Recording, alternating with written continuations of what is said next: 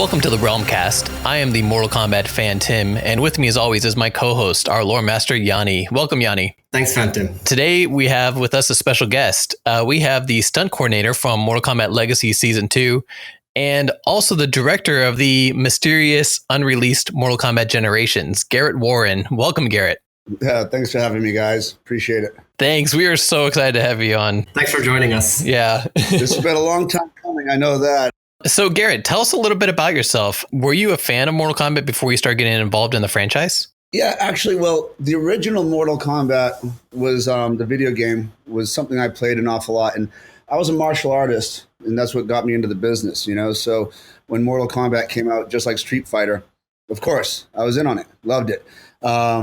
Scorpion was my favorite, of course, out of all of them. I love ripping people's spines out and dangling their skulls, Predator and so forth. This is in-game, right? In-game, yes. All right. But more importantly, I have to admit, aside from playing the game back then, it was the fact that, martial arts was becoming bigger than life. We already were doing movies, but now we were in video games, and that was what made it an awful lot of fun. And then shortly after I started playing the video game, I started getting into the movie business. And then I started stealing from the video game. Interesting. What do you mean? Can you give us some examples? Dude, let me tell you something right now. Even the stuff that I did in Logan was influenced by like the cinematics that Mortal Kombat released. Let me tell you, their cinematics were absolutely brilliant. I was sucked in. I almost wanted to see more cinematics and be a part of the cinematic world than I was with the game itself. I loved the story, the fight scenes and the trailers and the commercials. For Mortal Kombat X, especially. Mortal Kombat X, I was just floored at like the fight between Scorpion and Sub-Zero. The one that's in the forest. It's really dark out and there's just... Oh, yes.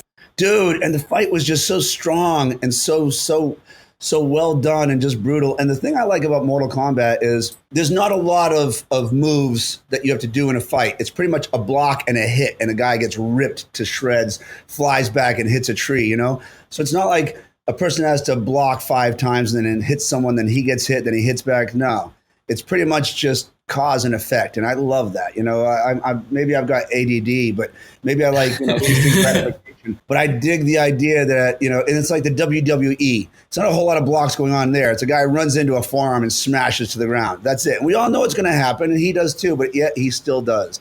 And we all buy into it, So that's why I love Mortal Kombat. I love hearing your take on the games itself, because a lot of people might not realize, but you were stunt coordinator for so many movies, Logan, Alita Battle Angel, and things like that. So it's really cool to hear how you perceive Mortal Kombat as opposed to other guests that we've had on the show. Absolutely. In the season that I directed, which no one has seen yet, and I don't know, maybe they'll release it eventually, I tried to steal some of the filming techniques that they did, where they would crash zoom on someone and then they would x-ray into their bodies. So on the season that I did, we did some of that, Now, of course, we had a limited budget because we were just, we were a web series, but nonetheless, we did a little bit here and there, and it was really good. And my hat's off to the people that did Mortal Kombat. I'm telling you, man, that is some of the best stuff. I even stole that when I was doing Limitless. I don't know if you guys remember the fight scene in Limitless when we were down in the subway. All right, well, I stole the ideas of doing the crash zoom in when the guy shoves his fingers into the guy's mouth. When Bradley Cooper shoves his thumbs into the guy's mouth and fish hooks him and opens it up. There's a whole lot of crash zooms where we zoom into people's faces and we crash zoom out the other side. I stole that from Mortal Kombat. Sorry, guys, but that's... No, we love it. Yeah. Happy to see that sort of influence. Yeah, let me tell you, Mortal Kombat has been one of the greatest influences on my career, let alone me as a fan. Because I have actually taken an awful lot away from it and used it in film because it's solid, it's cinematic, and it's brutal, and I love it. It's really cool to hear how the games influenced you. Before we jump too much into the Mortal Kombat stuff that you've directed, can you tell us what's been your favorite project that you've worked on? Because you have a huge resume of stunt coordination and stunt doubling on different movies and TV series even. Yeah, I also direct a lot of second units. So a lot of the times, like for Logan and Divergent and things like that, I also get to direct the action. The directors, of course, are busy doing dialogue and other stuff that is super important to the film. And then having someone just getting crushed by a car or a fight sequence that he feels comfortable he can lay off to me is some of the stuff that I do as well. So I go out there and I get to also shoot things. And so when you guys ask me a question like that, I almost feel like I want to like hit it back to you and go, that's an impossible question to answer. Yep, fair. Alice in Wonderland with Tim Burton was such an amazing experience. Tim is absolutely the nicest guy in the world, genius. Working with him and all the cast and all the producers was by far one of the greatest experiences I've ever had in my life. Yet at the same token, I did the first Avatar. I created history, guys. I mean, that was spectacular. And let me tell you, there is no filmmaker like James Cameron. James Cameron is the greatest filmmaker, hands down, that anybody can ever witness. You guys see the final product on the screen, which is great. Terminator 1, Terminator 2, Titanic. But let me tell you something. To watch him work, to hear him talk, and to see his process is infinitely enlightening, especially if you're a filmmaker. So I can't tell you, if you guys ever get to watch behind the scenes, do it. Find James Cameron, watch his behind the scenes, and you guys will get an education unlike anything else. Now, I did a movie called The Losers back a while ago. Yes, yeah. And I'm going to tell you something. I had the greatest time on it. And in that movie, I jumped off of a 100-foot crane with a camera following the stunt double for Jeffrey Dean Morgan as he grabbed the detonator in midair. And people don't know, but that was not CGI. That's all real, man. And we live in a day and age where everything is CGI now and people on a green screen. No, we weren't. We were 100% right in your face. I took a camera and I hit, terminal velocity and had to stop on a dime. And all of my insides kept going, but my body didn't, And we did that like 12 takes. And so let me tell you, if you ever get a chance to see, like on my Instagram, I had a video a while ago of me jumping off that crane with the camera in my hand and me stopping like, a piñata. It was ridiculous. The Losers is so underrated. It's got some great action scenes in it. Chris Evans is hilarious in it. I mean, everybody, yes. Jeffrey Dean Morgan is genius.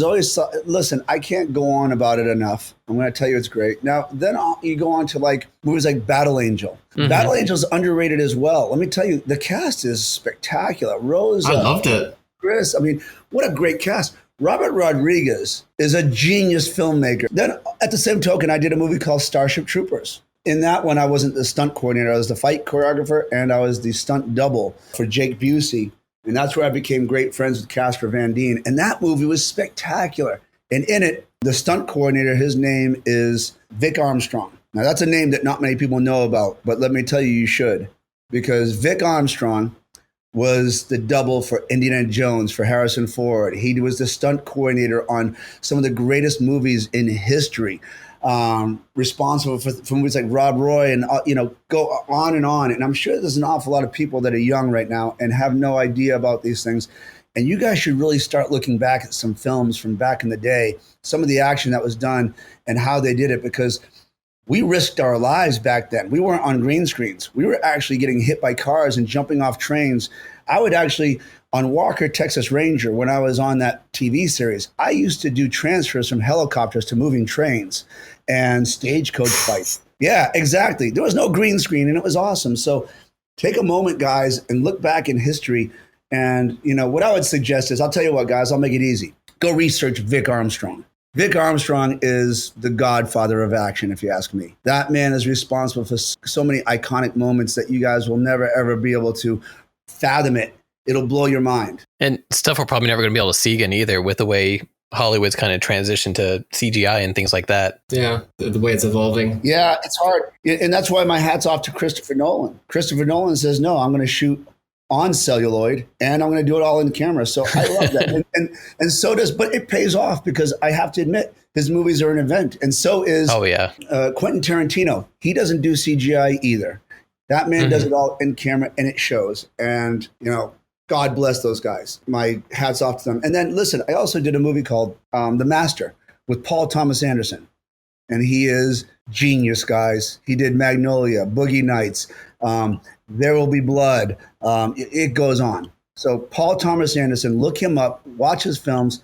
He is an amazing director. When I was looking through your resume, I noticed that one of the first things you did, you used to work as a stunt double on the TV show Raven. That's kind of funny because we recently had Jeff Meek on here, who was the star of Raven. Oh, Jeff. I love Jeff. He's so great. But I was curious on the pilot for Raven, Kerry Tagawa, who ended up playing Shang Tsung in Mortal Kombat Legacies. He and of course in the original Mortal Kombat movie, he was on Raven also. And I'm curious, did you happen to get to know him during that time, or was it later on? Yes, I did. He was a ninja. Oh my goodness, he was awesome. He was a red ninja. And he was, and let me tell you, to work with him back then, he wasn't as big at the time, but he was kind of big. And it was just brilliant because I was super chop socky movie Hong Kong aficionado, and I thought he was just the best thing since sliced bread. And I also got to work with Lee Majors, and you guys don't know who that is, or do you? Actually, the name sounds very familiar. Oh man, breaks my heart. Oh, right. Lee Majors was the Bionic Man, and then he okay. So let me tell you, growing up, I used to watch the Bionic Man, and I used to want to be the Bionic Man, and I used to make that noise, na na na na na na na na na na na na na na. He would punch someone, and he'd run, and it would go na na na na na na. He'd make this music, and it was just the greatest series. I watched it recently, and it really is kind of hokey, but it's simply brilliant, guys. And I'm telling you right now, to work next to him, I felt like I was working in the shoes of greatness. He was unbelievable. But yeah, Jeffrey Meeks, I was the stunt double for him. That was my first job really in the business, to tell you the truth. And I was a karate competitor. I just won the World Open Taekwondo Championships at the time. And these guys came to me saying, hey, we want you to double this guy, because I was throwing kicks that not many people could do back then, like backflips and breaking boards and stuff. And I didn't look anything like him. So it took them like an hour every day just to put a wig on and make me tan and look just like this guy. But I was out there. I was the one that was out there, getting hit by cars for him and doing all sorts of stuff. And Jeffrey he's got a special place in my heart. He's an amazing guy, amazing actor. And yeah, in the TV series, in the lore of Mortal Kombat, he is legend, guys. Well done. For those of our fans that don't know, he ended up playing Shao Kahn and Raiden in Mortal Kombat Conquest later on. At the same time. No, Literally. No. I'm so happy that you guys have such good background. I dig this, man. Well, speaking of martial arts, I mean, you're 5th Dan black belt in Taekwondo? Yes. With 3 world championships. How long have you been practicing martial arts? Way over 24 years. I hate that we're going to get into that because I'm on the older side, obviously.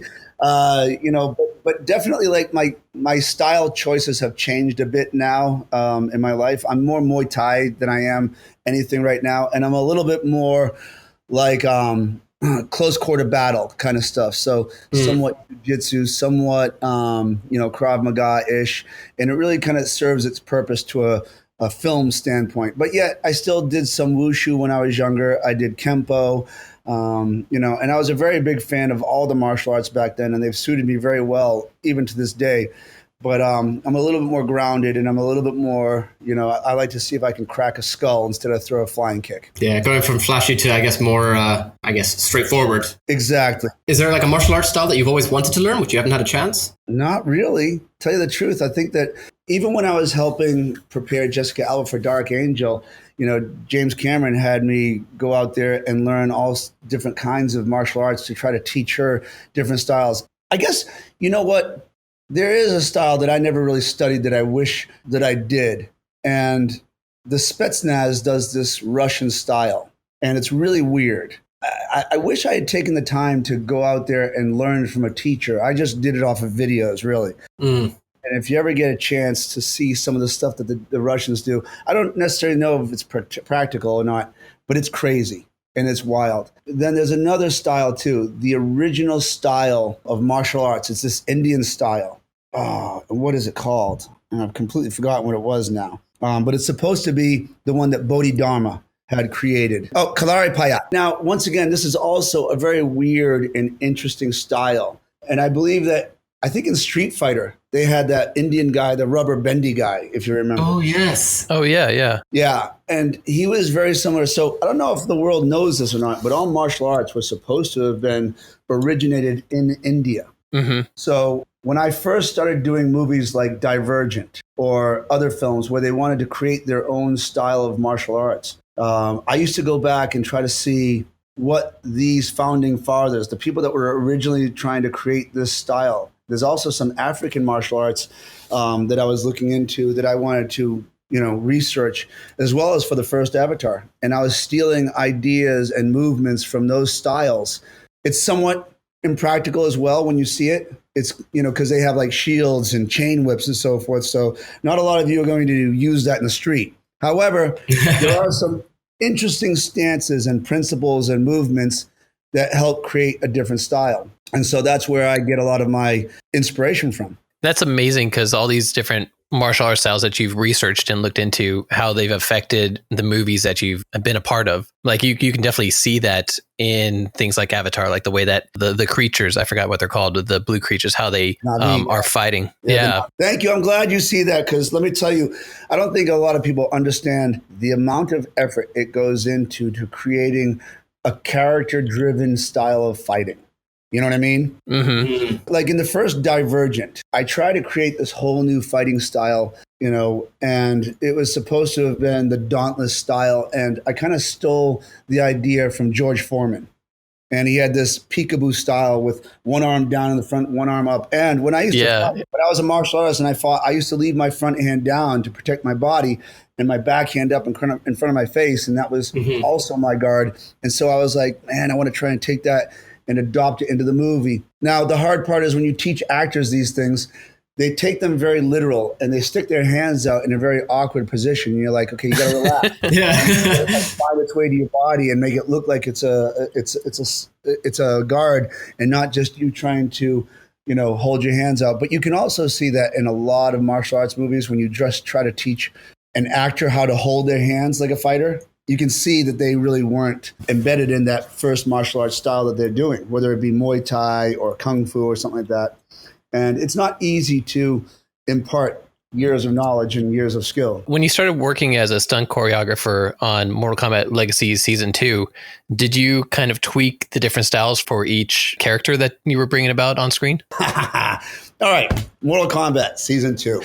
Let's get into this one here, guys. First of all, I remember getting a call from Kevin Tantron, who I love, by the way. And he says, hey, I got this web series and I want you to help me. And then I look online and I see the pitch that he did for it, which, by the way, is absolutely mind-blowingly good. Am I right? Mm-hmm. That first one he did was like, I'm still searching for that, guys. Where is that movie? Where is that style?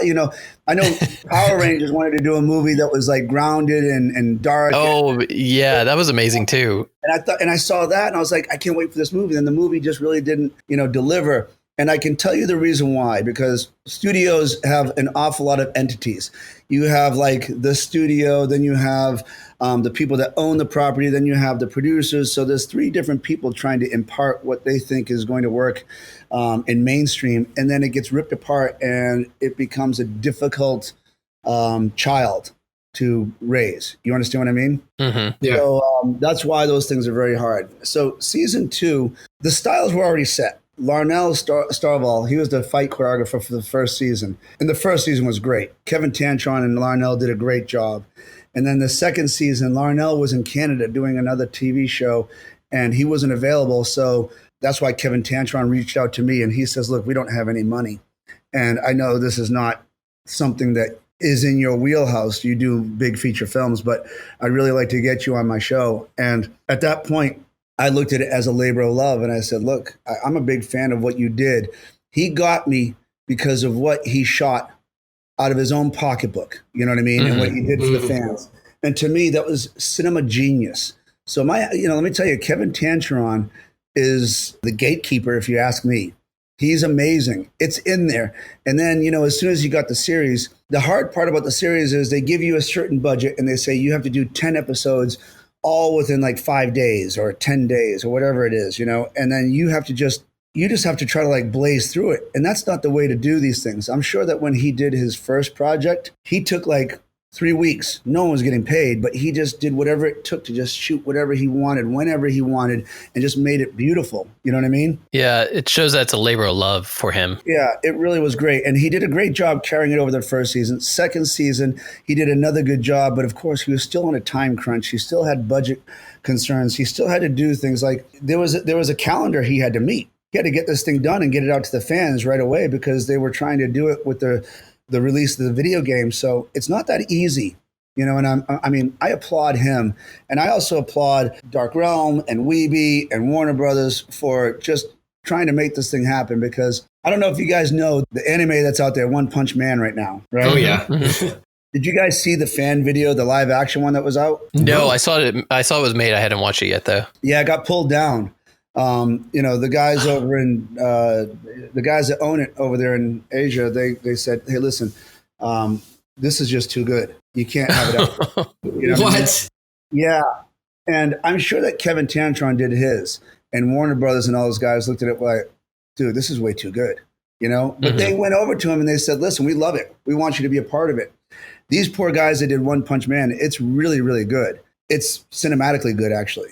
The visual effects is absolutely spectacular. And so the people that own One Punch Man were like, this is way too good. You can't have it out there. We should be a part of this. And instead of them saying, hey, let's adopt you and have you do something for us, they just said, cease and desist. You can't have it out there. Aww. And I get it.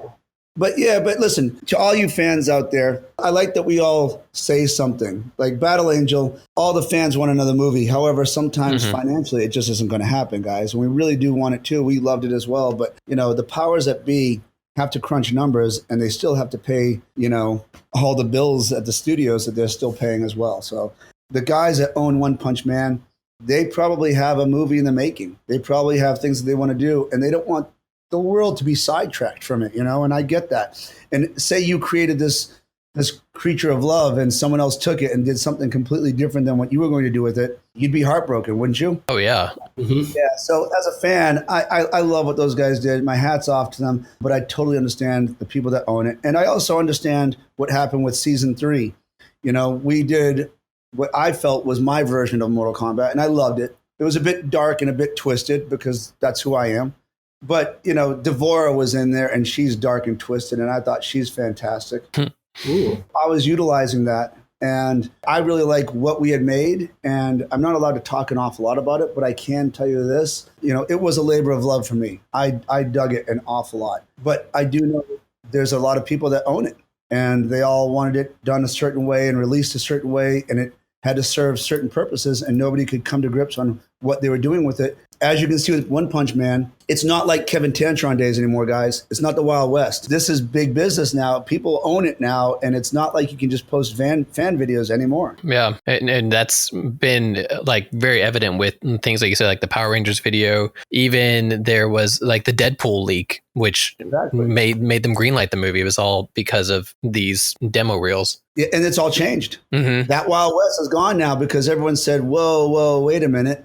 There's a whole lot of money to be made there. There's advertising, you know, people didn't realize that, and now they do. And so when someone comes out and they make something really good and it wasn't the people who created it, they get hurt. And I understand it. So that's why all my fans that reach out to me saying, can we see pictures? Can we find out details? I can't. I signed. I was born and raised in Boston. I give my word. I keep my word. That's all there is to it. You know? Fair enough. How did you end up going from being a stunt coordinator on Legacy Season 2 to actually directing the third season or Mortal Kombat Generations? That was Kevin Tantron. Kevin couldn't do it. He was on to directing, you know, Agents of S.H.I.E.L.D. and so forth, which, by the way, I also did for a little while. And he was busy. He just didn't have it on his plate. And he said, hey, Garrett, would you like to direct it? And I said, heck yes, I would. I want to do what you did. And I want to try to keep this thing going. And I, of course, did my own style of it. Some of the fights are really brutal. Some of them are really nice. Some of them are fun. There's a lot of lore in there. I think I broke a couple rules, so some people might get mad at me, but we'll see what happens.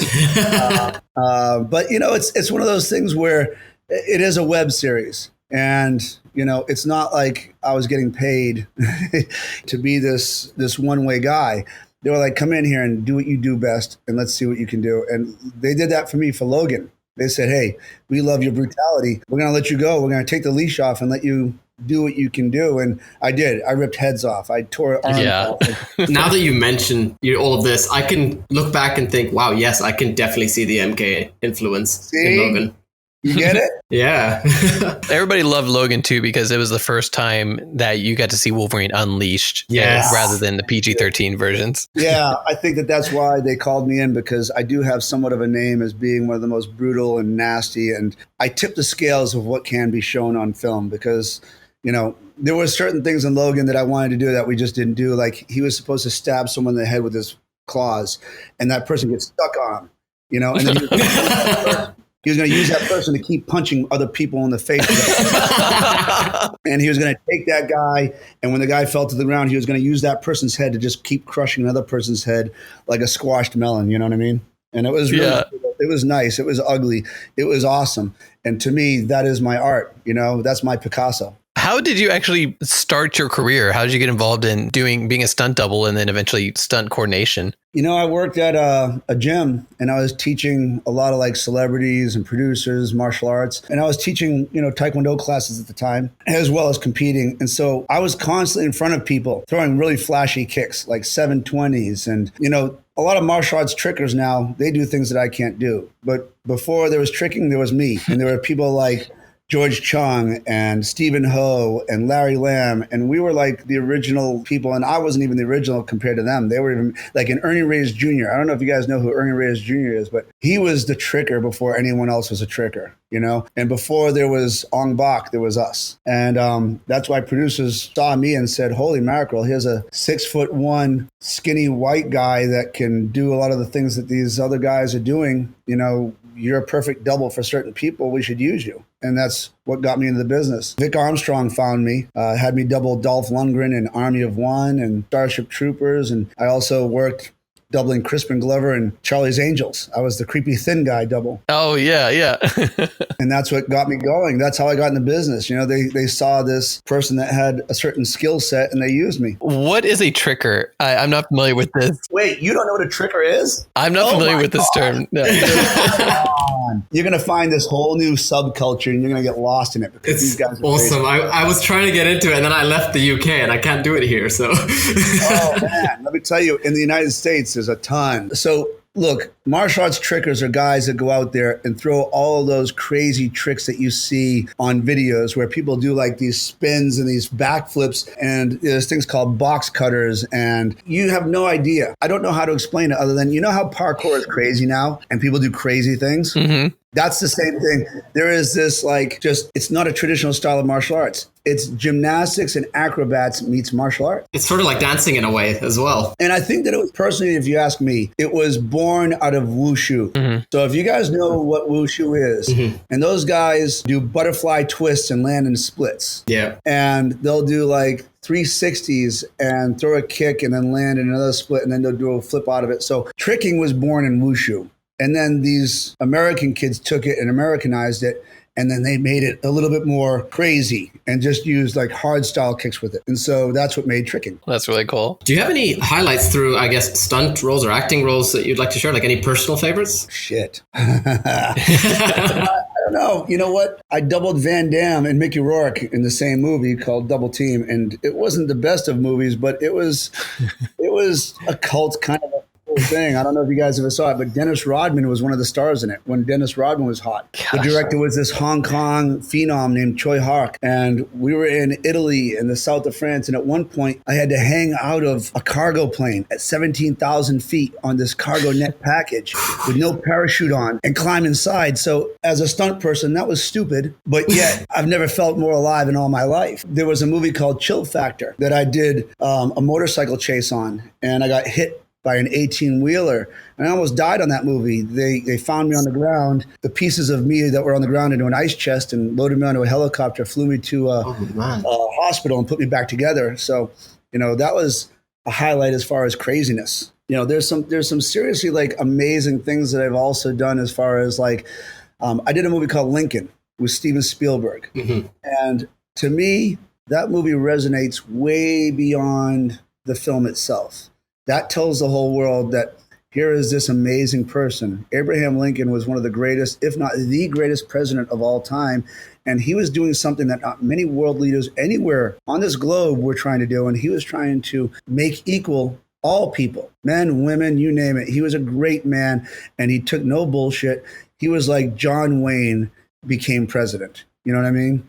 So I was a very proud person when I got to do that film, not for just the action that we did, but for the thumbprint I will get to leave in cinema. That is immortality, if you ask me. I'm super curious now because you've gone from like high octane Mission Impossible type stunts to Steven Spielberg's Lincoln, which isn't known for its stunts and things like that you did in the movie. What was your role in Lincoln? I was the stunt coordinator, and there's a battle sequence. There is a war in the rain in these pits at the beginning of the movie, and you see people's faces getting shoved under the mud and, killed. And I remember when Steven came out, and he says, so how are we going to do this? I want to have a person's boot on someone's face, and I want to push his face down into the mud, and I want him to wiggle until he runs out of breath and then dies. How are we going to do that? And I said, we're going to do that. That's amazing. We're going to do that. Well, what do you mean? I go, I'm going to have a guy that can hold his breath, get shoved down into the mud, and he's going to wiggle, wiggle, wiggle, and there'll be a safety. Like if he feels he can't do anymore or he inhales the mud, he's going to tap out on the mud up above. And he's like, oh, okay, well, let's see. And then we did it. We shoved this guy's down. Now, let me tell you something. What's on the screen is not everything that we filmed. He shot Saving Private Ryan back then in this in this time period. We had rifle butts on these, these muskets or on these long rifles, and what we did was we made them out of ceramic, and they were filled with blood. And you'd run over to a stunt guy and you'd slam him in the head with the butt of these rifles, and it would break open and the blood would go everywhere. But the pieces of ceramic looked like bone. It looked like we split the guy's skull open. It was so bad. And because Steven wanted to have it be PG-13, he was not allowed to release most of the stuff that we did. Wow. We hatchets. I took hatchets and buried them into people's collarbones that were the same thing. They would just break open, and you'd have to hold it there, and it would represent that the hatchet's inside the guy's collarbone. And this was all in camera. And you'd see blood go everywhere and bone go everywhere. And it was the greatest thing I'd ever seen. And no one's done it. And Steven couldn't put it out with the film because he wanted it to be PG-13. He cut it all way. Gosh. I mean, we were stabbing bayonets, real bayonets that were actually just retractables. So this wasn't like fake green screen stuff, guys. We had retractable bayonets, and sometimes those bayonets wouldn't retract, and so it would hurt like hell. But we'd always have guys with like stunt padding on underneath it so it wouldn't go through and hurt them. But let me tell you, when you see people get stabbed, they're getting stabbed, and it was awesome. It was truly. Honestly, like, I mean, I've seen your work and I already appreciate it, but hearing you talk about it, I need more Mortal Kombat from you now. Yeah, really. Mortal Kombat served me there too. It's the brutality. It's the fatalities. It's what I love, and it's what Mortal Kombat is. This world, I don't think that anyone realizes it, but if you guys wanted to become great filmmakers, watch the Mortal Kombat cinematics and do your own version of it with just a little tiny camera or on your phone, and watch how good it looks. And try to like steal some of the cinematic things like the crash zooms, those things are amazing, and put them in there, and you guys will become wanted people. Hollywood will beat a path to your door. Mortal Kombat, my hats off to you guys. You guys have made my career. That's so cool to hear. Yeah. Before we jump into our discussion on Mortal Kombat Generations, I'm curious, and if you don't want to answer this, it's fine, but how exactly did you lose your eye? I'll totally answer it. It's out there. I mean, the whole world knows about it. So I was shot back in 2000. A person was paid to kill me, came to my doorstep. Whoa. There's a Dateline NBC special about it out there. Put 4 bullets in me, one in the chest, one in my neck, one in my hip. And then he put the gun to my head, execution style. When he pulled the trigger, I flinched sideways. So the bullet hit me in the corner of my right eye and came out my left ear. Just below my left ear. And fortunately for me, the caliber was small enough that it just went straight through and came straight out the other side, and nothing got really injured. I don't have a sinus or an orbit there anymore, and I don't have an eye there anymore. But I'm still alive to this day. That's incredible. Crazy. Gosh. I had actually never heard this story, and we had been requested to ask you this question. So I was really curious to hear this. I love it. I appreciate it, guys. And look, I really don't have a big ego. It is all kind of out there. And I remember when I did the Dateline NBC special, first of all, I got no money for it. And I remember people saying, because it gets played all the time. They're like, oh, you must be making a lot of money. I did it for nothing. I did it for free. And I did it because I felt that there was a spiritual need for me to make that. And when I first got called, I got called by a bunch of people. But then these people flew down to me while I was shooting Ender's Game in New Orleans. And they sat down and they talked to me and they said, we just want to tell you a story, because they asked me, how did I feel about what happened to me? And I said, I'm completely fine with it. I have nothing but forgiveness in my heart. When you almost die and you sit on death's bed and you are pretty much, saying goodbye to the world, you start to think about everything you've done for your whole life. And let me tell you something, it weighs heavy on your soul. So when I was in the hospital, I got rid of all the anger and all the hate and all the desire for revenge, because one day I'm going to die for real and I'm going to stand accountable. And there is a heaven, there is a hell, and you're going to be there on that doorstep one day, guys. When that happens, you're going to look back and all that stuff is going to weigh on your soul. It's going to be heavy. And so I got rid of it. I said, forget it. I'm not going to worry about it. I completely forgive. And I jumped into the other people's shoes and I realized why they might have done it. And I understand that they might have had mistakes and poor judgment. And so I let it go. And the people on Dateline said, we really want to tell that story. And I said, if you can tell that story to the world and you can tell people that what we all need is to have a little more forgiveness in our hearts, then I'll do it. And I did it for free. I don't get any money. It's shown probably 3 to 5 times a year since it's happened, since in 2000. And I still get Facebook messages saying, really love your story. In fact, I met my current fiance because of it. Wow. She found me saying, I saw your story. I think that you're such a strong person for being able to forgive and forget and move on with your life. And my career took off afterwards. As soon as I did that, as soon as I said no more and I'm okay, my career became just this amazing outlet. And I started doing Avatar and Beowulf and all sorts of other films. And I owe it all to the fact that, I took accountability on my own self and said, I can't go and perpetuate the evil that might be out there. And I think that people need to do it right now with what's going on. All of these things that are going on and, the riots that are happening in this world. People need to start learning how to forgive and letting things go. Wow. Yeah, that's an amazing. Crazy. Yeah. There's a story. That's how I lost my eye. That's why I wear an eye patch. It's not for a fashion statement. And yeah, the reason why I did the Dateline special is because I certainly hope that I was able to impact this world in a better way than just killing people on screen. I'm completely shocked. Like, I actually expected this to be a stunt story, like a stunt accident or something like that. Blew my mind just now. Instead, you went full Mortal Kombat instead. Wow. That's seriously intense. And yeah, you're very strong to have been able to forgive that and come out the way you did. So respect for that, really. Listen, man, I'm no more strong than anyone else is in this world. And I think that if I can do it, other people can. And I'm going to tell you, if you do it, I guarantee great things will happen for you, whether it be career-wise, future-wise, or life-wise. I'm not saying you're going to win the lottery, but I'm going to just tell you right now, your life will be so much better if you learn how to just let go. Woosah, sons. And forgive. If you do that, you will become a better, happier person, and people around you will be happier. That's great advice. Yeah. And this totally, by the way, puts, I once had to wear an eye patch, and my story is nowhere near as cool as yours. I'm sorry, I have to say, he poked his eye with a pencil. He can relate.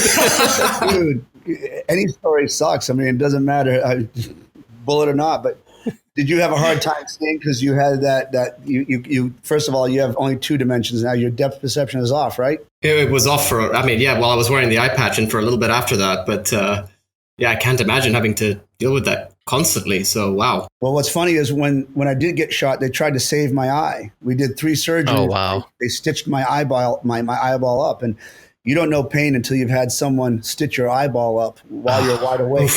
Oh. And then let me tell you, my brain saw two images basically. So I'd be walking around and one eye saw dark and the other saw light.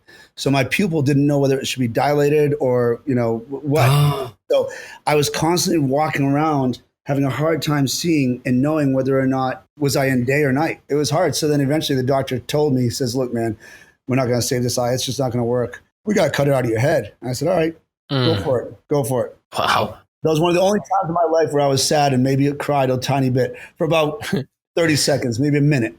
Then I stopped it, put my big boy pants back on, told myself to stop being such a punk. And said, all right, cut the eye out. I got another one. I'm curious, do you wear a glass eye now or do you just keep it covered all the time?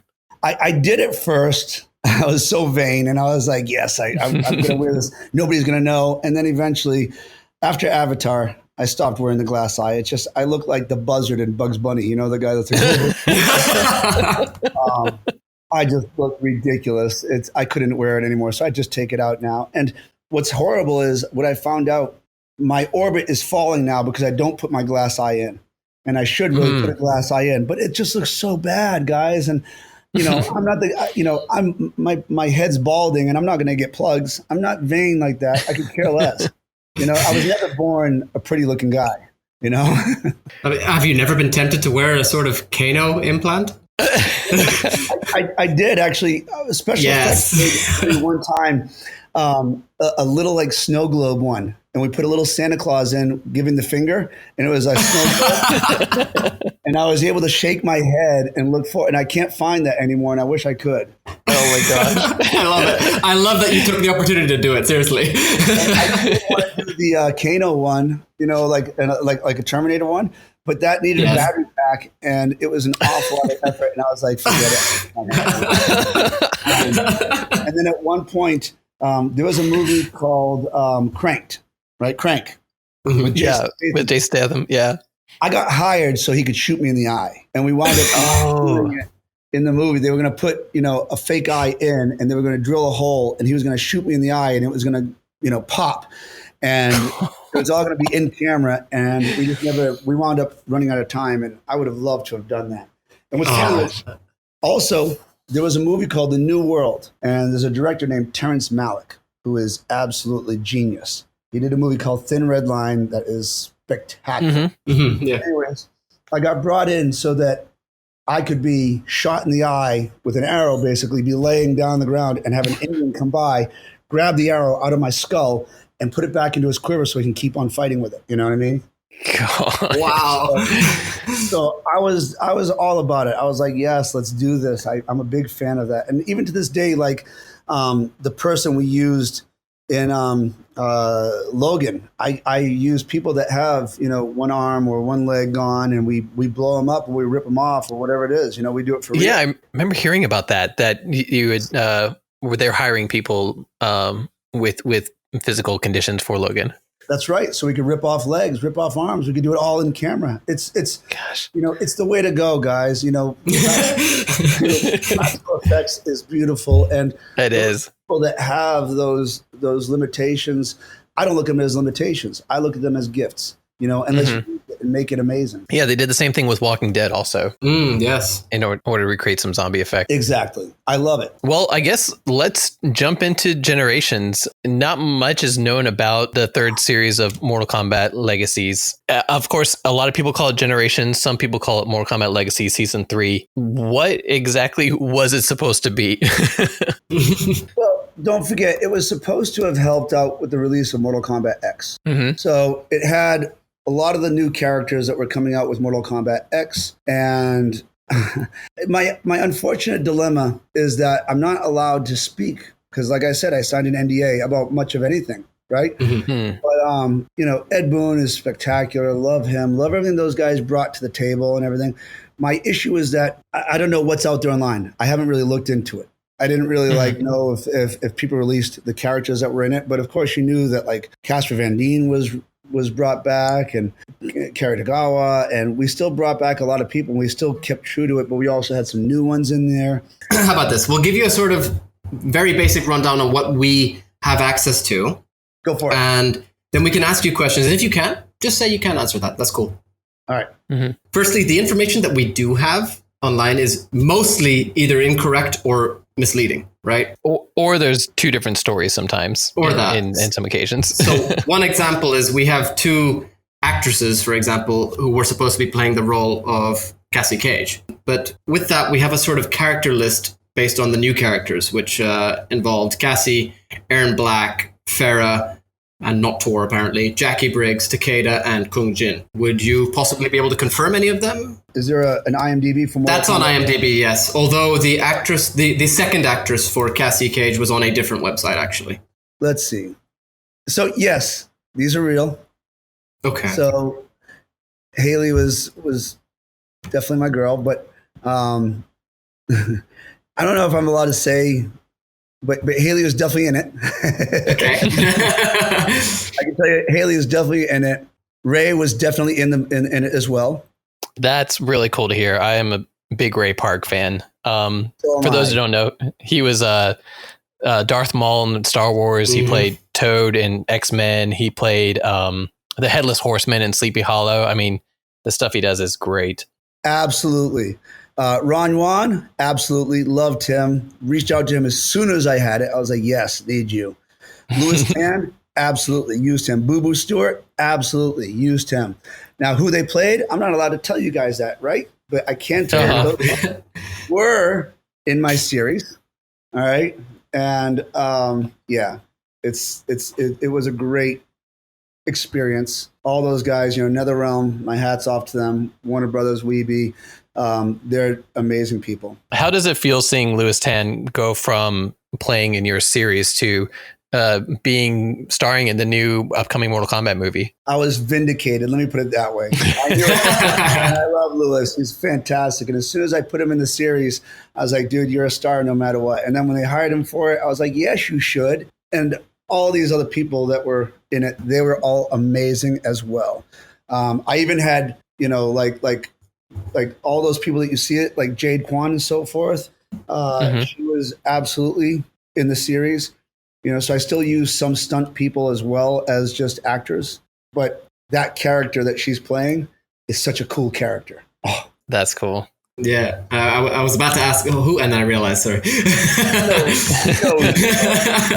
all know who she's playing. I'm not going to say anything about her, but you haven't told us, so all we can do is guess. But I can tell you that IMDb is pretty solid, guys. I'm looking at it saying, it's pretty solid. Peppy, cool. Yep, she's great. Everyone's good. But that's actually pretty interesting because that actually kind of tells us that one of the other sort of articles that we have is maybe not as accurate as we might have thought it was initially. Mm-hmm. Yeah, I'm not sure what you guys do have or not. And I know there's an awful lot of speculation out there. And I mean, that's what makes it kind of fun, I guess. Oh, yeah. You guys did get a chance to hear straight from my mouth. Some of the things are absolutely true on IMDb. And I don't know who released it to IMDb. Maybe it was NetherRealm. Maybe it was Warner Brothers. God bless. It tends to happen a lot with Mortal Kombat, to be honest, so it's not really surprising. So are you able to give us a plot synopsis or anything like that? We've tried to follow along with who the characters were. However, we had a great writer that came in and did just very grounded kind of stories that would have been within that world, just dark and twisted and real.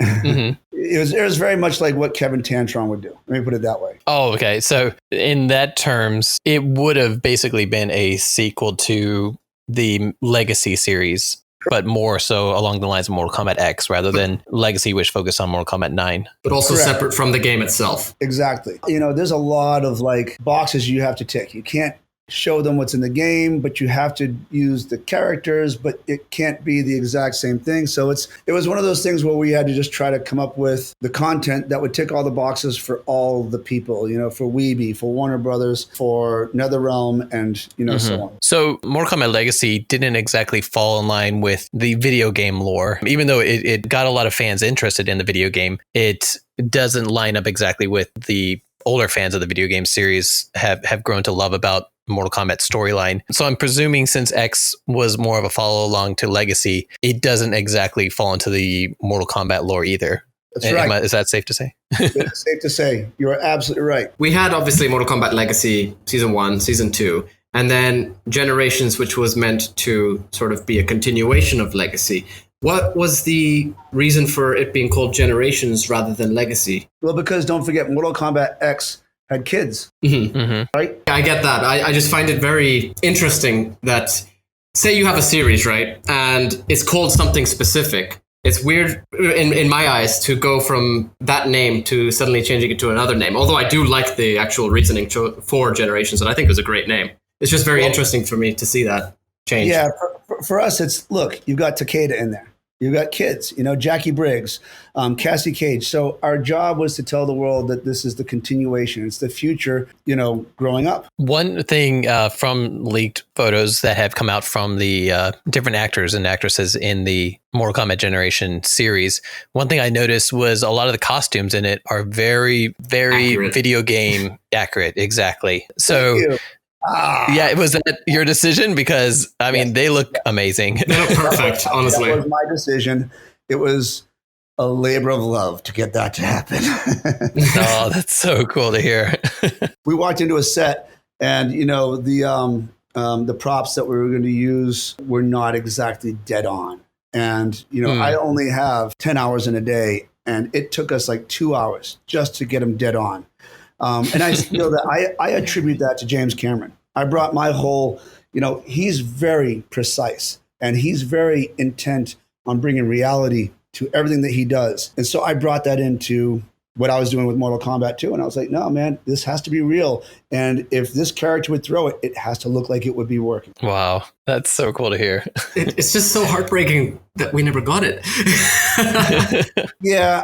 Let me tell you something. Don't forget, guys, it is a web series. So I don't want to get your hopes up too much. It's not going to be this bomb diggity thing, because these episodes were all of 8 to 10 minutes long, right? But it was true. It was real, and it was a piece of me. It was 100% where I was given a script that was signed off on by the powers that be, and I took it and made it my own as well. And then I brought some amazing actors in that I felt could deliver not just performance, but also the action that the world needs to see. And to me, don't forget, story is everything. If you don't have a story, then what good is watching? You don't just want to see action. And to me, what I try to do is I try to create stories that were like Lord of the Rings. It gave you a breadcrumb that made you want to know more and stay tuned and wanted to know what was going on next. Yes. See, that you just put it into words perfectly. But many people say, when we're talking about, say, the lore and story of Mortal Kombat, oh, it's just a fighting game. Why do you care about the story? The way you just described it is exactly why. It was a puzzle that you guys wanted to solve. You wanted to get the ring to the mountain to destroy it. And along the way, you were going to have so many things that were going to lead you to another thing. You were going to get a clue that led you to another piece, and it was going to open up more information that you guys... So you were going to basically play Legend of Zelda, you know what I mean? Or Mortal Kombat. You were going to be... The one thing would lead you to another, would lead you to another, and then you'd have epiphanies. And that was my job, and this series was that. Had the series actually completed and gone through post-production and everything, or did it kind of stop along the way? Oh, no, it's done. It's 100% visual effects. It's done. Music. I even had a new Mortal Kombat theme song made. Oh wow. Yeah. And it was this bomb EDM / trap amazing thing. Oh, it was oh man, like at the time I was into so much trap music, and just I wanted to steal the opening to The Purge, that sound. I wanted that in the song, and I wanted people just slamming you with this new Mortal Kombat kind of thing. Who did you bring in to do the music for it? I'm not allowed to say. What do you want me to say? Okay, I can tell you that I also used a buddy of mine from She Wants Revenge, who designed all the music for them as well, did one of the songs for the episodes, and I loved it. It was for the divorce scene. That was fantastic. So, this had real music and real sound and real acting and story, and it was, and there might be some people that hate it and are like, this is just stupid. Of course you'll hate it, because I'm sure you'll think I'm stupid. But, that's what I do. I put my heart on my sleeve, and I'm okay with it getting kicked around. Honestly, everything you said is just made us more interested in it. So don't think it's stupid at all. Well, let me just tell the fans that everyone wants it to be released, but it's been shelved for good reasons, and the powers that be have their reasons, and I completely understand. I'm not going to be upset about it, and I hope you guys don't either. And if we don't get to see it, then perhaps someday in the future, I'll be able to do something as well. Maybe I can make another fan video and do something. I know I was supposed to do a fan video for someone that was following along with a character, and I wanted to do it really bad for them as well. And maybe that can happen, Do you think that there's any chance it might get added as like a bonus feature in a future movie or a game or anything like that? Or do you think it's shelved for good at this point? I don't know, because don't forget, Warner Brothers doesn't own it outright. Oh. NetherRealm doesn't own it outright either. Mm-hmm. And that's where the problem is. You get it? Yeah. It's like, would NetherRealm really want that to be a special feature on a DVD release? They might not. They might be like, you know what? This isn't, we don't want this to be a part of the lore anymore. We didn't like some of the story that was going on. They might just say, this didn't service what we need. And so they don't want to put it out. So based on that, obviously they didn't have all the rights to it, and that is a huge factor in why I guess it was shelved. How did that differ from seasons 1 and 2? Or can you not answer that? Well, I did answer it already. Don't forget, when Kevin Tantron did his fan video, he did that at a time where people could make fan videos, and he got millions of views, and everyone was like, this is amazing. And then companies were like, oh, this guy did a great job. Let's bring him in. Nowadays, you can't just release something on the internet anymore. Streaming services have taken over, and owning the content online is a big deal. So I see. Okay. Creating those first 2 seasons, the powers that be that were like, yeah, that's cool. It'll promote the game. Yeah, that's cool. It'll promote. By the 3rd season, people are like, hold on, wait. We're starting to see a whole lot of revenue being made for these things, and we're starting to see a lot of reason why this needs to be controlled and done a certain way. So, and now even One Punch Man, that got squashed, and that's a great piece that someone just put out, and they did it just for love, So the difference between Generations and Legacies is that the internet grew up. Yeah. Okay. That's sad, but definitely but it's helpful real. and understanding. But it's real, and you guys have to admit to it too, because you see people out there now that are making money hand over fist that are just influencers. You know what I mean? Look at people like PewDiePie or iJustine or something. They make huge amounts of money just because of the content that they share. So you have to control that as well. Otherwise, people could just make any TV series they want. Okay, so I'm going to ask a question now. If it's too on the money, we're going to edit it out. Don't worry. But Go for it. Is it to do with Machinima getting disbanded, basically? Not really. Yes and no. That was a part of it too, but no, not really. Don't forget, Machinima wasn't necessarily. They were one of the entities that had like desires to release it and do certain things with it. So I know that they were involved as well, but they really didn't.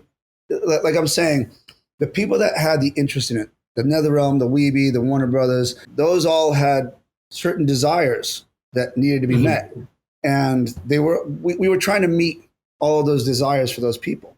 And then once it was done, it was like, okay, where do we want to release this? Well, we should do this. No, we should do this. Well, you know what? It's better if we just shelve it because we don't want to step on toes. And that's exactly what happens. You get what I'm saying? Yeah, and that makes sense too with being so close to the actual movie premiere coming up 4 or 5 years ago. Whenever Generations was created, they probably had their reasons to keep pushing it back. But now at this point, we are months away from getting a brand new Mortal Kombat movie, which this would distract from that. Exactly. And that's why my hat's off to the guys. Todd Garner, the producer, is a really good friend of mine. I did Here Comes the Boom with him. And he's amazing. And he's one of the greatest guys in the world. And he's a serious, great filmmaker. And, he doesn't do anything mean to anybody. And so he's just out there making the best product possible. And my desire is that everyone enjoys this movie the way that it needs to be enjoyed and isn't sidetracked by, the little project that we did back in the day, which was cool. But this film is going to be amazing, and I can't wait to see it. And don't forget, when we did our Generations at the time, Kevin Tantron was in the making of trying to do a film from him as well, had a script and so forth. And that kind of got sidetracked. So as you can see, that's right. Constantly with Mortal Kombat, guys. It's not that easy.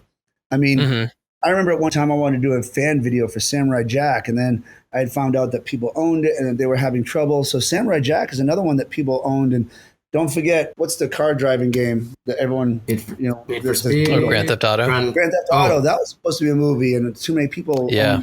So it's not. A lot of the fans are like, "Wow, this really sucks. You guys should just release it." Well, it's not that easy. And right. I hope you all understand that it's also like I understand their dilemma. I sit in their shoes and I realize that these guys are having difficulty because there's ramifications, and we as fans have to realize that they are going to do the best thing for us and they are going to release great stuff for us. So sit back and enjoy. And I know you've been waiting for a long time, guys. There's a reason, and here it's coming. You guys can't wait and see. That's really cool to hear, especially from somebody who has made a Mortal Kombat IP. Right? I wish I could. I love it. It is my child, and it's beautiful, and I would love to see it, show you guys. But once again, I realize that they need to do this their way, and it's going to be amazing when they do it. And I'm 100% behind them. I support them totally, and I can't wait to see this film. I'm going to be first in line to watch it. Do you still do any work with Warner Brothers or NRS along these lines? Not really. As soon as I got onto Logan, I was kind of sucked up by Fox for a while. And then, of course, I got onto Battle Angel, which is another Fox project with James Cameron.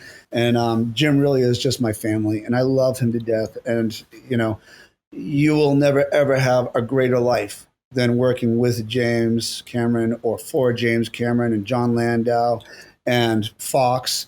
And let me tell you that, we got bought out by Disney, and Disney's amazing. We were making movies for like Battle Angel right next to Mandalorian at the same time. Jon Favreau was over there. So guys, I would, of course, try to still knock on the door of Warner Brothers and NetherRealm and all those guys, but I've just been sucked up by the filmmaking process that was Fox / Warner Brothers / all the other things that I've been doing. That's great to hear. That's great to hear that you're still busy, like you're still in the business. Still in the business, still busy.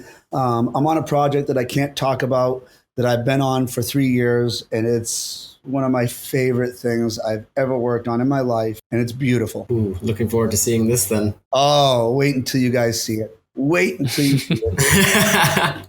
I do have to ask. I know the Generations questions, we're trying to be careful with them, and we apologize if it gets slightly repetitive, but just, while we have you here, has there been any talk at all? We understand that obviously it's shelved and everything, but have you heard anything? Has the topic even been raised about Generations since it was shelved? Never. And I keep calling every once in a while. Casper, I'll hit things up to like, Kevin, and Kevin will be like, you should call Ed Boon, talk to Ed, right? And then I'll talk to like the producers on Generations, and they're like, it's not just Ed. You can't just talk to Ed. So forget that. It's, he's like, you're just spinning your wheels, Garrett. We all wish we could release it because we really worked hard. And, everybody in that process did a great job. And I can't tell you how, Lance, the producer, is so good at what he does as well. And what we did on that film, project, that series, we have tried. We've made our effort, guys. We are just like you. And we have stood there pounding our fists saying, please. And they've said, just please understand we can't, and understand that. And then at that point, we all said, okay, we get it. We love you, and we'll step back and wait and see what you're going to do next. Honestly, we love that you've been asking and following up on this. We're like, obviously it's not going to happen, but we still really do appreciate, firstly, that you've actually followed up on things as well as even just did it in the first place. For everything that you've told us over this episode sounds like it sounded amazing. It sounded like exactly what we've wanted. Thank you. It's fun. It's good. The actors are good. One of the things I can tell you is that for a while there, I had posted like little things that were already on the internet, and I had said, release the greatest thing that has not been released. I used to like that, hoping that someone would get traction and people would go, oh yes, let's do this. But once again, I never did it in a hurtful way or a spiteful way. I've never broken the NDA. I have so many photos that I did take, and I will never release them. Trust me. I give my word. I keep my word. That's born and raised, I'll take it to my grave. Yeah, the fans definitely want it. I'll say that. I love you guys. I'm loyal to you as well. But don't forget, I also have to be loyal to other people. And it's one of those things where loyalty is the most important thing in this world. It really is. Your name is the most important thing in this world. And if you tarnish that and you destroy it, then you've got nothing left. So it's really great to have, somebody who has done stunt coordination and has directed a series like this. Like one of the famous stories from the 95 Mortal Kombat movie was how Robin Shou got his ribs cracked while in a fight scene with Keith Cook. And I'm curious, have things kind of evolved as far as stunt coordination in order to prevent accidents like that, or are there new safety regulations in the industry? Well, let me just say, and real quickly before I forget, because I love that you guys brought up Keith Cook. So hold on to that question. I'll answer that. And let me just add something in here. Keith, I love you. Keith is one of the greatest martial artists this world will ever know. I don't think you guys know this. I used to compete on the same circuit as him. And then when I really? We used to compete side by side in the same circuit, and he is beautiful. He's amazing. He is for real. And not only is he for real, but he is genius. So let me say that no one is better than Keith Cook out there, and I love him to death. When I did the first Avatar, I had him train Zoe Saldana and teach her to move like Natiri, for that series. Mm-hmm. And then I also brought Rosa in for Battle Angel. And I had him train her. So I still use Keith to this day. He's still amazing, guys. That's awesome. Yeah, and I don't think you guys knew either on the original Mortal Kombat movie, but J.J. Perry, the stunt guy that played Sub-Zero, he's one of my best friends. He was at my birthday party. No way. Oh, yeah, I got him into this business kind of. When I was doing Walker, Texas Ranger, I had to leave, and I had to have someone else take over for me. So I got him into it. He was just fresh out of the military. And JJ and I are still brothers in arms, and we are 100%, right there for each other. And, he was on that set, and he was genius back then, and he was an amazing fighter, and to this day, still an amazing fighter. Now, back to actors getting ribs cracked. We have evolved as a filmmaking, world where accidents are limited greatly. We're able to fall on padded ground now instead of real ground, and people can make that look like the real floor. So a lot of things do happen that help an awful lot. However, let me just say that cracking ribs is a very easy thing to have happen. You guys realize that, right? You can crack a rib just by rolling out of bed or falling on a chair. So having a martial artist do a fight scene with you and make some contact to a rib, it could have just been the way he twisted or was extending his arm at the time. So I don't necessarily think that Keith Cook hit someone so hard that it cracked his ribs. I think that, human error, look at it like this.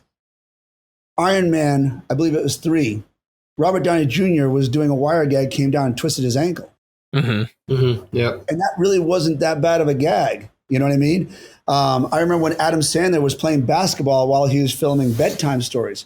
And while he was out in the lot playing basketball, he came down from a jump shot and, twisted his ankle. And they had to shut down as well. So even nowadays in this film industry, in this film business, you're going to find out that no matter what happens, action has its risks. Just running up a hill. When we were doing The Losers, Jeffrey Dean Morgan had to run up a hill to a helicopter, and he pulled his hamstring, and he couldn't walk straight for like 3 weeks. So yes, so nowadays there are much stricter guidelines for safety. I actually spend more time writing out exactly how a stunt is going to be performed.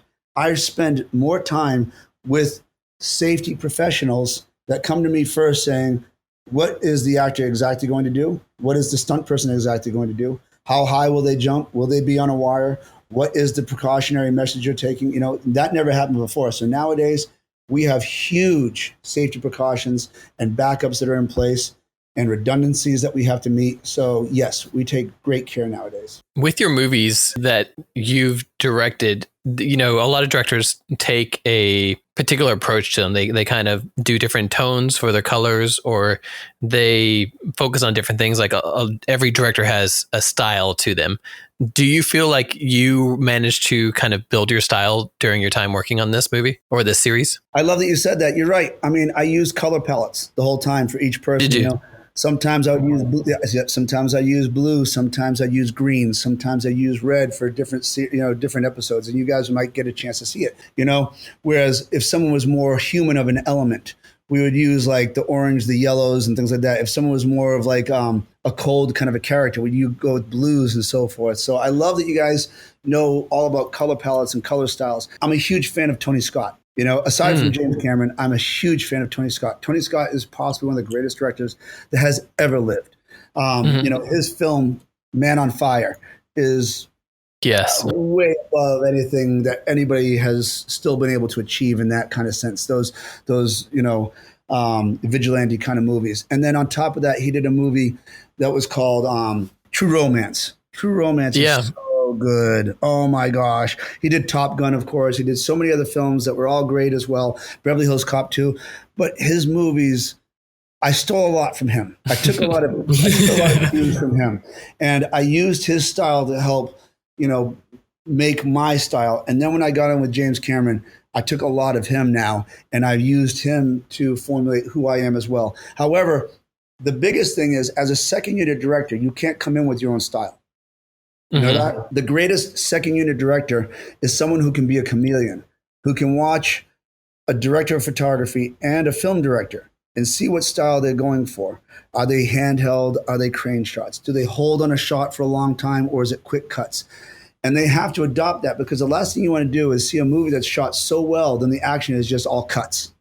It has to be a symbiotic relationship. And that's where I think my strength is as a second unit director. As an action director, I get right next to the director and I look at what he's doing and how he's doing it.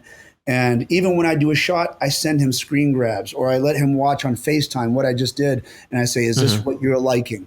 I don't just go out there and do it myself. I make sure that he's the one that's doing it. I am an extension of him. So for the series, I still wanted it to be something like Kevin Tantron, because he's the one that started this whole thing. And I still wanted my style to blend with his. And yet I still wanted to have my own voice and have this Tony Scott kind of feeling. And so I think you'll find that I tried to do this hybrid, and I think it turned out well. Wow. The more I hear about it, the more I want to see it. Yeah, seriously. Do you ever want to return to the director's chair? Are there any dream projects you'd want to direct? Oh my gosh, yes. There's a project right now I read, and my agent was trying to get me in on. And I think that they're going with another director who is amazing, by the way, and I'd go with him too if I was them. So yes, I do want to direct one day. I think it'd be fantastic. Maybe James Cameron would let me direct something for him at Lightstorm. My goal is that the project I do just can't be any project. It has to really just resonate not only with me but also with society, and it has to be a true thumbprint on the film world, because I am such a film student and I love movies so much. I do this because I really do love it, guys. And I really want that to be the project I come out with, not just something that is content. That's so cool to hear. Yeah, we can definitely tell you love what you do, and that's awesome to hear. I love movies so much. I don't think you guys understand. I really do. So are there any projects that you're currently working on that you can discuss? Nope. I've been on something for 3 years, and it's an amazing work, and I can't wait for you guys all to see it. But once again, I've signed a great NDA, and I'm not allowed to release any. But I can tell you that I'm a very big fan of what Lightstorm Entertainment is doing right now with their Avatar sequels, and John Landau and James Cameron. I can't wait to see what they do with their project. Yeah, those are going to be amazing too. Can't wait till they premiere. And we'll keep an eye out for your project as well, for sure. Well, hopefully one will come out eventually in the future. But right now, I just think that, if you guys follow along with John Landau, the producer of Avatar sequels, and James Cameron, you guys will see some amazing stuff that I'm a very big fan of. That's exciting to hear, because I enjoyed the first Avatar, but now that they're making so many more, I'm interested to see what they do with the series. Yeah. I hear nothing but great things about it. And once again, like I said, I'm not allowed to say anything about anything that I'm working on, but I can tell you, that's something that I'm looking forward to. So before we let you go, what is your favorite Mortal Kombat finisher, fatality or brutality? Rips the skull and the spine out. Yes. Right? That was it. That was my favorite of all time. I mean, like I said, I stole that and I keep on using it. And one day I love to do it. I wanted to do it on Logan and it was just too much. I couldn't do it. But as you know, I had a lot of heads. I had the little girl, I had her chop off a head and throw it to people. So, as you can see, I mean, when Predator used to do that and rip the people out and then, like steam clean it, I was like, man, that's awesome. So that's my favorite. That's a good choice. Where can our listeners find you? On Instagram, I'm Garrett X Warren. And, I still post some things from films. I'm not allowed to post a lot of stuff, but I do a lot of photography as well. So they'll get to see some of my photography. On Facebook, I have a page, Garrett X Warren as well.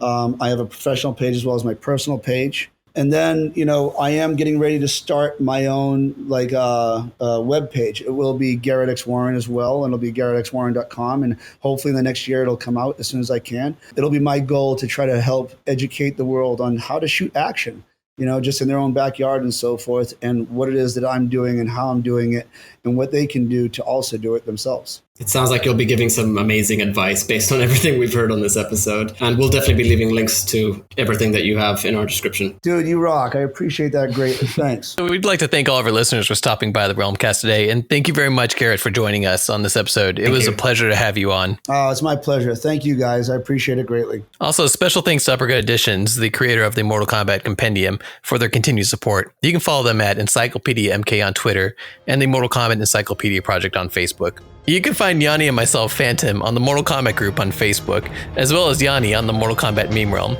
You can catch up on all episodes of the Realm Kast on YouTube, Facebook, iTunes, and Spotify. Thank you. Thank you very much.